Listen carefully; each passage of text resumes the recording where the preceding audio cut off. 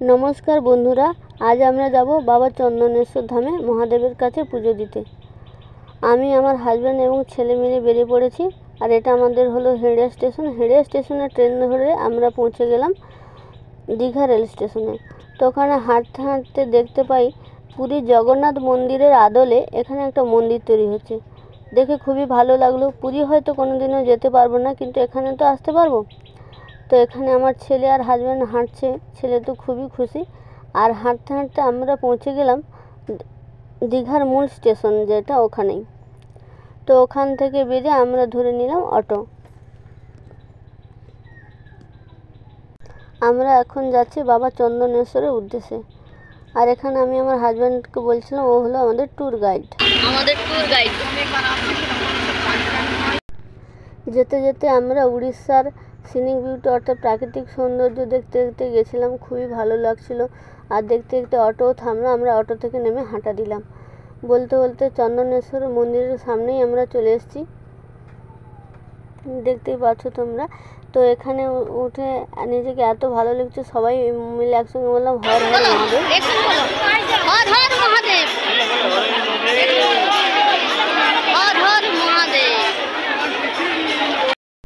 তো আমরা যখন গেছিলাম তখন কিন্তু প্রচণ্ড রোদ ছিল। তো এখানে দেখো সবাই স্নান করছে। এই পুকুরটাতে স্নান করা হয়। তো আমি বাড়ি থেকে স্নান করে গেছিলাম, তা হলেও আমি আবারও স্নান করেছিলাম। যতই যাই হোক, ঠাকুরের কাছে যাবো আর ঠাকুর পুকুরে স্নান করবো না, তাই কখনো হয়? আর এখানে বাপ বেটা স্নান করা শেষই হচ্ছে না, আর আমি বারবার ধরে তাড়া দিচ্ছিলাম যে আমি স্নান করব বলে।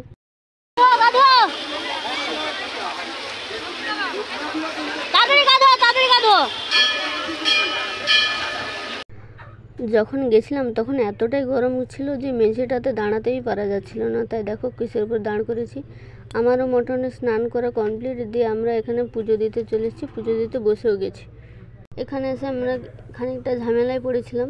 তো আমাদের মানসিক পুজো ছিল না, তা সত্ত্বেও এইভাবে শাড়ি টাড়ি দিয়ে আমাদেরকে পুজো দিতে হয়েছিল। সেটা নিয়ে আমার কিছু বলার ছিল না, কিন্তু ব্রাহ্মণ ঠাকুর কী বলতো, ওই একটা শাড়ি সমস্ত ভক্তদেরকে দিয়ে ওইভাবে টাকাগুলো নিচ্ছে। আমাদের যেখানে খরচ হওয়ার কথা ছিল 700 থেকে 750, সেখানে আমরা পুরো 2500 টাকারও বেশি খরচ হয়ে গেছে ওখানে পুজো দেওয়া কমপ্লিট করে আমরা গেছিলাম ধূপ আর প্রদীপ জ্বালাতে। তো ওখানে গিয়ে ব্রাহ্মণ ঠাকুর আমাদেরকে সেম একইভাবে 500 টাকা বলেছিলেন। রীতিমতো জোর জবরদস্তি করছিলেন দিতে, কিন্তু আমরা দিতে না পারায় উনি অনেক বকাবকি করছিলেন।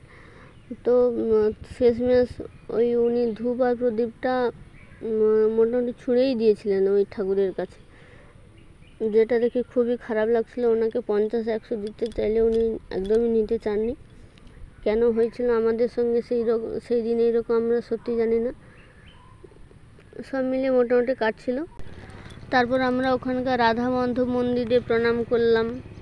তারপর ওখানে জগন্নাথ বলরাম সুভদ্রা দেবী ছিল, ওই মন্দিরে গিয়ে প্রণাম করলাম। তারপর বাইরে এসে নন্দীর কাছে এখানে পুজো দিলাম। এখানে কিন্তু তেমনভাবে কোনো কড়াকড়ি ছিল না যে এটা দিতেই হবে। যে যার মনের ইচ্ছা মতো এখানে দক্ষিণা দিয়ে পুজো করতে পারে। এইভাবেই আমাদের বাবা চন্দনেশ্বরের মন্দিরে পুজো দেওয়া সম্পন্ন হলো। তো তোমাদেরকে পুরো মন্দির চত্বরটা এখানে দেখাই। সবাই দেখছো তো কেমন লাফিয়ে লাফিয়ে হাঁটছে, এতটাই রোদের তেজ ছিল। তো এখানে অনেক দোকানও বসেছিল। ছেলের বায়নায় ছেলেকে একটা ঢাক কিনে দিলাম। তো বন্ধুরা, আজকের ভিডিওটা এই পর্যন্তই। সবাই ভালো থেকো, সুস্থ থেকো, টাটা। অবশ্যই নেক্সট পার্ট দেখতে ভুলো না। নেক্সট পার্টে আমরা গেছিলাম দীঘা।